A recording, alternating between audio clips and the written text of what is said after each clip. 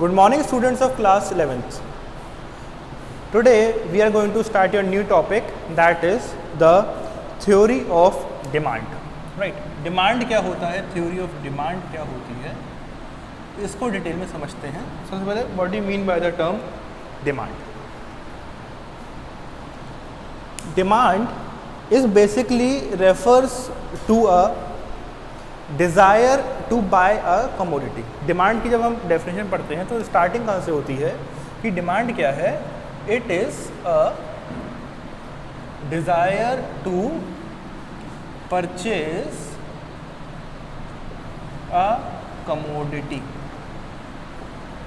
Demand का मतलब क्या होता है कि जब हम डिज़ायर करते हैं परचेज करने की कोई कमोडिटी की, जब हम विश कर देंगे हम कोई कमोडिटी खरीदना चाहते हैं, बट सिर्फ विश करने से वो डिमांड नहीं बन जाती है. राइट, बस वो विश करने से डिमांड नहीं बन जाती है. बात समझते हैं कैसे. अगर मैं विश करता हूँ that I want a car and that too a very luxurious car, I say a Ferrari, तो वो मेरी डिमांड नहीं कहलाएगी कि I am demanding for Ferrari. I am not, because a demand should be backed by the desire to pay, or you can say the willingness to spend,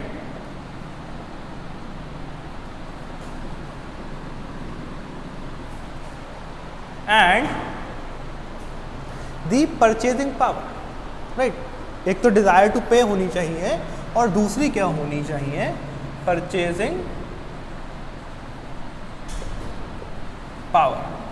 तब जाके कोई चीज़ demand बनेगी, वरना कोई चीज़ डिमांड नहीं बन पाएगी. इन तीन चीज़ों का होना ज़रूरी है. सबसे पहली बात तो डिज़ायर होनी चाहिए किसी कमोडिटी की, दूसरा क्या है विलिंगनेस टू पे होनी चाहिए, और तीसरा क्या है परचेजिंग पावर होनी चाहिए.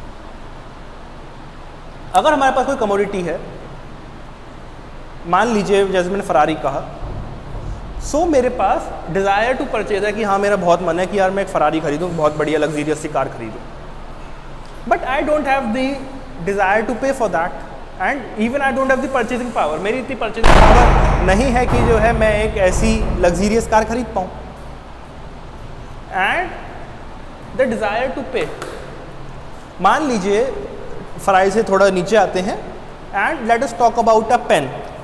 राइट, ये पेन आपको ही पता है कि जो है 5 रुपये से लेकर 500 रुपये तक के आते हैं.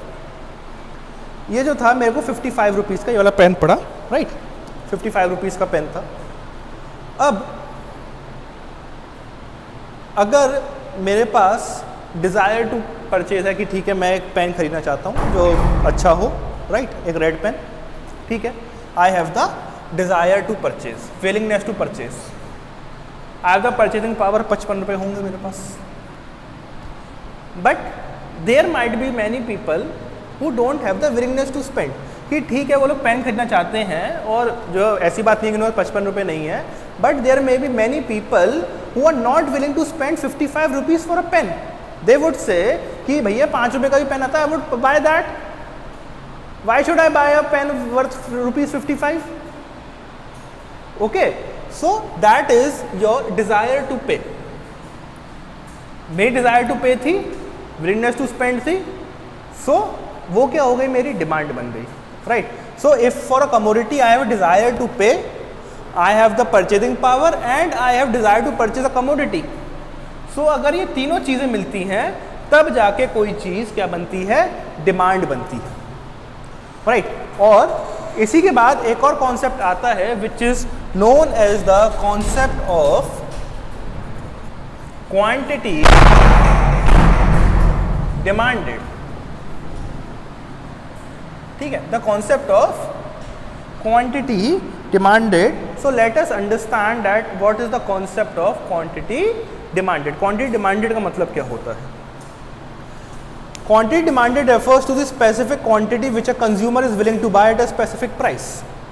कि कोई पर्सन कितने प्राइस में कितनी क्वांटिटी जो है परचेज करना चाहता है, वही क्या है, क्वांटिटी डिमांडेड. मतलब नंबर ऑफ यूनिट्स के अंदर जब हम बात करते हैं, number of units a person is willing to पाई, तो वो क्या हो गई हमारी क्वांटिटी डिमांडेड बन गई वो, ठीक है।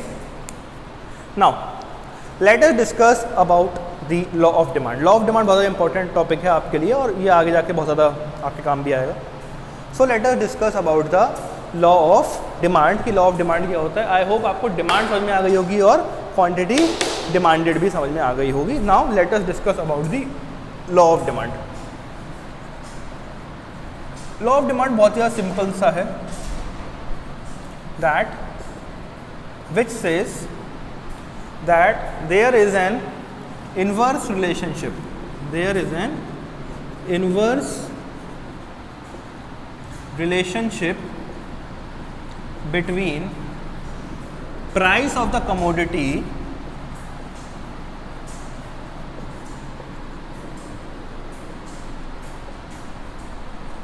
and